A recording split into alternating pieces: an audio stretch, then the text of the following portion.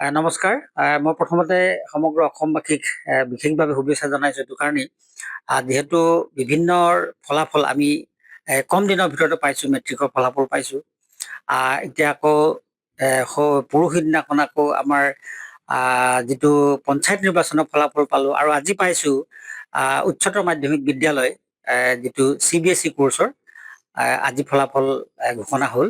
আৰু এই ফলাফলত মোৰ লগত এগৰাকী আছে, তাই আশানুৰূপ যথেষ্ট ভাল ৰিজাল্ট দেখুৱাইছে, ভাল ফলাফল পাবলৈ সক্ষম হৈছে। আৰু মই তাইৰ লগত কথা পাতিম যে তাই কেনেধৰণে পঢ়ি এই ফলাফল দেখাবলৈ সক্ষম হ'ল। এতিয়া তুমি পৰিচয়টো দিয়াচোন। নমস্কাৰ, মোৰ নাম বৃষ্টিবৰ্ণা চাংমাই, ঘৰ চৰাইদেউ জিলাৰ বিশ্বমপুৰ হিমপৰা গাঁৱত। তুমি কোন স্কুলত পঢ়ি এই ৰিজাল্টটো পাইছা? PMC জৱাহৰ নৱোদয় বিদ্যালয় শিৱসাগৰ। তাত কেতিয়াৰ পৰা পঢ়িছিলা তুমি? মই ক্লাছ 6ৰ পৰা পঢ়িছিলো।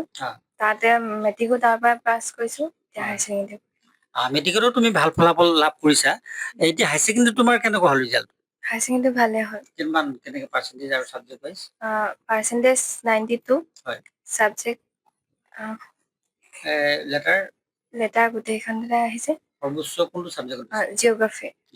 জিঅ'গ্ৰাফি কিমান পাল? জিঅ'গ্ৰাফি 99। আৰু এক নম্বৰটো কি কাৰণে কমিলে বুলি ভাবিছে? এক নম্বৰটো সেইটো মোৰ 1 মাৰ্কছ MCQ এটা গ'ল। হয়। কি কাৰণে? সেইটো মই ভুল কৰি থৈ আহিলো। মানে কৰো বুলি কৰা নিচিনা হ'ল। নহ'লে তুমি 100% পালা। বাকি সাবজেক্টত মনত আছে নেকি কোনটো স্কোৰ?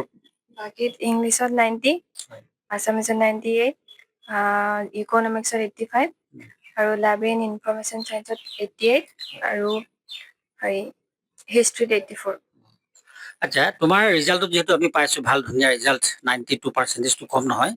আৰু তুমি পঢ়াৰ ব্যৱস্থাটো কেনেকৈ কৰিছিলা? পঢ়াৰ টাইম টেবুলটো কেনেকৈ মেনেজ কৰিছিলা? মই টাইম টেবুল তেনেকে বনোৱা নাই। মোৰ যোনটো সাবজেক্ট পঢ়িবলৈ মন যায় এক্সামৰ আগত সেইকেইটা পঢ়িছিলো। মানে আগৰখিনিত যেতিয়া এক্সাম ওচৰ চাপিলে যোনটো সাবজেক্ট থাকে সেইকেইটা পঢ়ো আৰু মন গ'লে।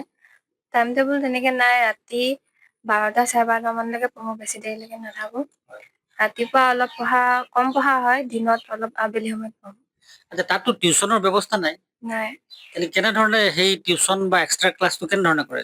এক্সট্ৰা ক্লাছটো ক্লাছ শেষৰ পিছত আমাৰ টিচাৰে কৰে। এক্সট্ৰাকে কিবা কিবি ডাউট থাকিলে তেওঁলোকে বুজাই দিয়ে ক্লাছৰ ডাউটবোৰ। সেইটো কাৰণে বাহিৰত টিউচন কৰিবলগীয়া নহয়? তাত সেইটো সুবিধা নাই ন?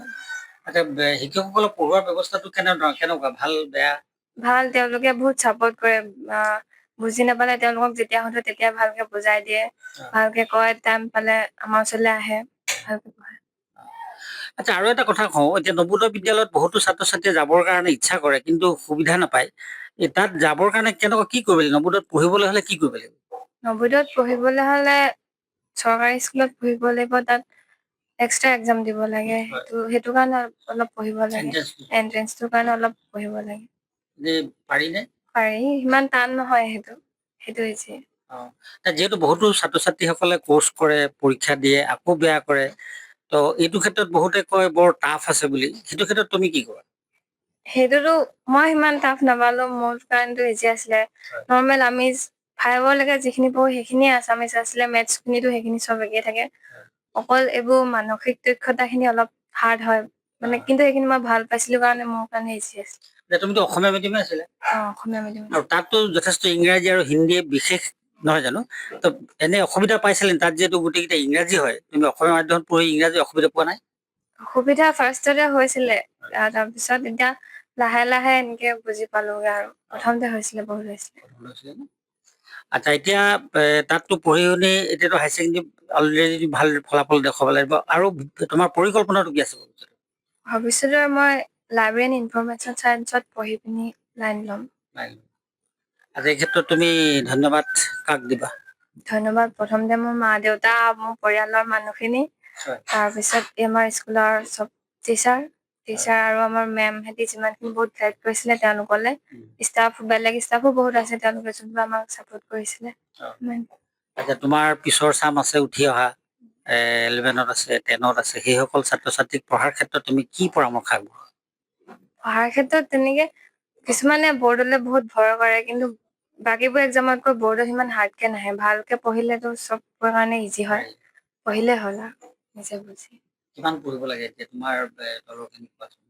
পৰামৰ্শ দিব লাগিব তুমি যিহেতু ভাল ৰিজাল্ট ফলাফল তুমি দেখুৱালা পৰৱৰ্তী তোমাৰ পিছৰ চামে তোমাক ফ'ল' কৰিব কি কোৱা এতিয়া চবকে ভালকে পঢ়িবলৈ মানে সিমান পঢ়িবলগীয়া দৰকাৰ নহয় যদি ক্লাছত টিচাৰে যেনেকে পঢ়ায় সেইখিনি যদি ক্লাছত ভালকে মন দিয়া পাছত সেইখিনি এবাৰমান দুবাৰমান ৰিভাইজ কৰিলে হৈ যায় যদি ভালকে মন দি বুজে সিমান পঢ়িবলগীয়া নহয় অলপ কষ্ট হয় আৰু এক্সামৰ ওচৰত ইমান নহয় ধন্যবাদ থাকিল এয়া জৱাহৰ নবোদয় বিদ্যালয় নাজিৰা শিৱসাগৰ তাতে পঢ়ি এবাৰ উচ্চতৰ মাধ্যমিক বিদ্যালয়ত 92% লৈ উচ্চতৰ মাধ্যমিক কলা শাখাত উত্তীৰ্ণ হ'বলৈ সক্ষম হৈছে আৰু তেখেতলৈ আমি শুভেচ্ছা জনাইছোঁ ভৱিষ্যতৰ তেওঁৰ আশা পূৰ্ণ হওক শৈক্ষিক জীৱন এটা বৰ্ণময় জীৱন তেওঁৰ যি পৰিকল্পনা সেইখিনি পূৰ্ণ হয় তাকে মই আশা কৰিছোঁ ধন্যবাদ যিকোনো খবৰৰ বাবে যোগাযোগ কৰক 7099017330 লগতে